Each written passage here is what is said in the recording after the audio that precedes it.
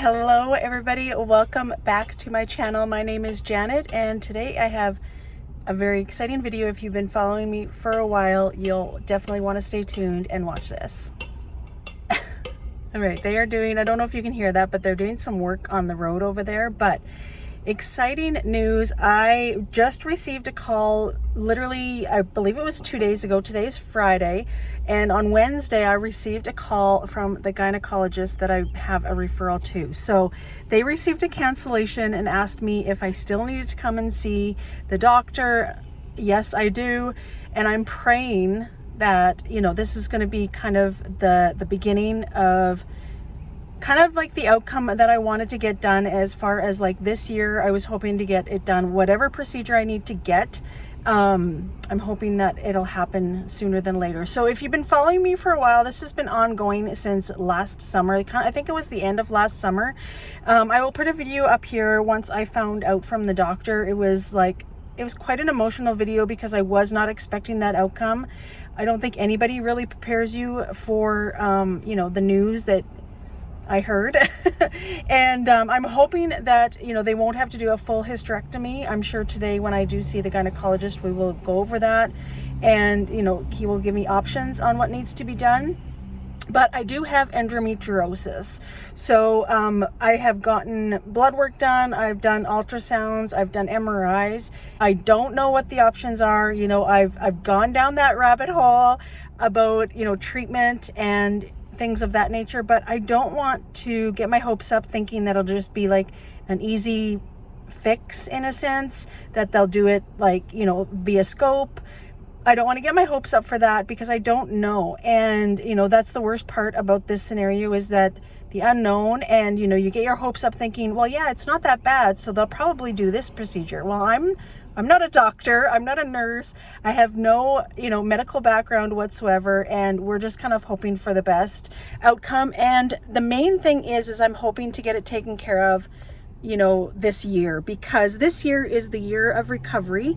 As you all know, Jimmy had his third spinal surgery in January. He's pretty much fully recovered. He is doing excellent. He actually rode his motorcycle into town today just for a drive. And, you know, he's able to get on his Harley again, which he is thrilled about, because that was another thing he was kind of unsure about. And yeah, he's doing really, really good. So he's going to be recovering, like, definitely for the rest of the year. He's taking it easy and going light duties and things of that nature. And I'm hoping that whatever procedure I need to get done, I'll be able to do the same. And then next year or the year after, definitely once 2025 comes, we are hoping to be like fully retired. You know, I won't be doing my small business anymore. He won't be doing his renovations side hustle job anymore. And, you know, we will be fully retired, even though we did retire last year in 2022. But, you know, we haven't really been able to fully enjoy the benefits of retirement. As far as traveling is mainly number one what we want to do. So I'm hoping today that I'll hear some news. I'm just in the parking lot. My appointment is in 15 minutes, but I am going to go in there early because I've never been here. They'll probably have to take my information. Once again, here in Canada, we don't pay for anything medical. We don't pay for MRIs, blood work, x-rays, hospital visits, hospital stays, surgeries. None of that. We don't pay for anything. It is absolutely free here in Canada, which we are very, very fortunate about that. You know, like people say, in one way or another, we probably do pay for it in taxes, but it is, I don't know where it comes from, I'll be honest. You know, we usually get a tax refund back to us, but, you know, I'm sure some way, somehow, you know, there is probably taxes, you know, for paying for free healthcare. But I'm okay with that because I can't even imagine what all of this would be, especially even like a back surgery. Like for somebody that's retired, like what do you do when you have some sort of surgery when you're retired? Like, that's what I just don't understand. I hear about all these horror stories from the States about how much it is even to have a baby is like $30,000. And here in Canada, it's free. Like, you have a baby for free. And my hospital visits, because I had both C-sections, were like 5 days, and it's absolutely free. So I can't even imagine, like, if you have no insurance, like, how do you pay for that? Like, I'm seriously, I want to find this out because I'm so curious on how that works in the States. I know, I guess if you have benefits, I'm guessing that's probably through like work. you get like a discount or like a percentage. Can somebody please explain that in the comments to me, because I thoroughly want to know, because it really boggles my mind to hear that they charge for that sort of stuff, because we've never had to, right? Anyways, I'm gonna head in there, you guys, and I will definitely keep you guys posted, so stay tuned for the next clips to come. All right, I am out of my appointment and I have some wonderful news. I am so relieved. I feel like I'm gonna cry. I'm just so happy. You know, it was a stressful time last year when I found out all of this, and this was all happening to me. And it's been a long journey, as most of you know, but finally got into the gynecologist, just got out, and I don't have endometriosis. What I do have is the we'll put it on the screen, endometriosis, but it's a bruising on the inside of my uterus lining, I believe. I'm gonna research it. I have a lot of research to do, but you know, it's much better than what I thought and what, you know, this walk-in doctor was telling me. And I don't blame the walk-in doctor, because when I was talking to the gynecologist, like, a walk-in doctor has to know about everything, and like he said, he's like, I just stick to one thing and one thing only, so that's where I'm professional at. But a walk-in doctor, they do their best, you know, to try to figure out the outcome temporarily until they can get to a specialist, right? So I don't blame the doctor. It was just very stressful for me to hear that I could have a full hysterectomy. So my options is to stay on my medication right now that I'm on, which is medroxin, and to go down to 1 pill every day, because I am having symptoms that are normal with this medication. So this lingo, I'm still learning, so please forgive me, I'm still learning, but it's causing me to have, like, I've had some hot flashes, I've had weight gain, I've had bloating, you know, I've had all the symptoms except for moodiness. Like, I haven't experienced any moodiness, but other symptoms that he explained I do have. So he said to go down to 1 pill a day for right now and use up the prescription that I have. And then he prescribed me another medication that we're going to try, which is called Neurolate. I will have it up on the screen, 5 milligram tablet. And I just need to take 1 of those every day, and it's almost the same sort of thing, but he said that this medication helps with a lot of the symptoms that you're experiencing. I'm going to get a refill for that, and then he said I'm going to come back. He scheduled an appointment. Sorry, I'm all over the place because I'm trying to remember everything that happened. I scheduled an appointment in 6 months to come back, because he's going to do a pap smear and make sure that everything is good.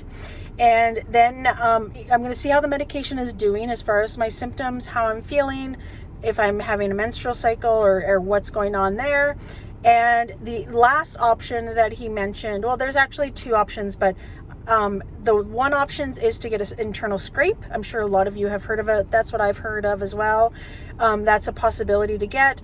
Or he said that there is something, and I'm not exactly sure what, but it is put inside of your uterine wall, and it's a lot of information. I'm still learning, and I'm still trying to wrap my head around it on what exactly is happening and going on, but I'm really happy that I got into that appointment. It was a huge relief for me.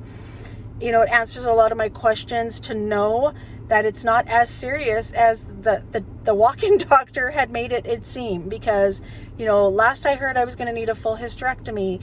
Then I heard it was only like, you know, around my uterus, and, you know, it was just, there was so much, like, you think of the worst case scenario, right? Yeah, as everybody does. So I'm really happy about that. I definitely will keep you guys posted. I am going to get this refilled, this prescription that he gave me, and I am going to try that for the next 6 months to see how it does, and to see if some of my symptoms are relieved, and go from there, and then have another update in 6 months. So I'm okay. Like, I'm so happy. I just thought, to me, it was like kind of like a do or die situation, where it's like, okay, I need to get this done, or else it's going to be causing havoc to my body, is kind of the understanding that I was getting from that walk-in doctor. But, you know, talking to the gynecologist himself, he had said, you know what, you know, this is normal, especially after C-sections. I've had 2 C-sections, and I've had my tummy tuck, and you know, that's another reason why he would never do a full hysterectomy, is because I've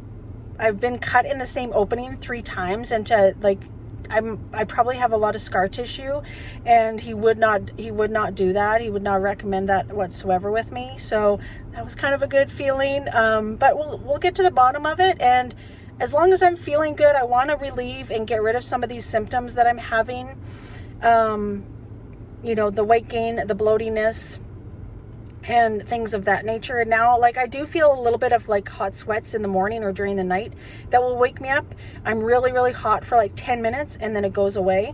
And he said it's just one of the symptoms of trying to level out, you know, my hormones and everything like that. So great news. I'm so happy. I'm sorry if this video is kind of all over the place as far as like what I have, what medication I'm taking, what I need to do. Like I'm learning. I literally just walked out of the appointment, and you know, I want to do my research and do some Googling and everything like that, but it's a relief for me. Jimmy will be so happy.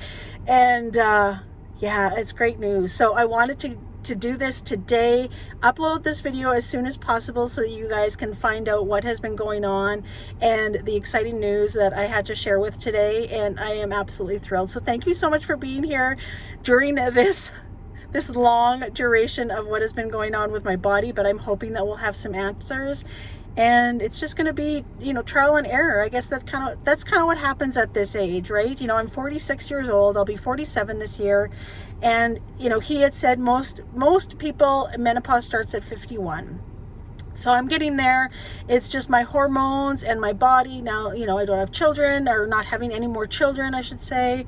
And, you know, it's just a learning curve that I have to learn about. So thank you so much. Please let me know in the comments if you've experienced anything like this. I know the big thing that I've been saying for the longest time was the endometriosis.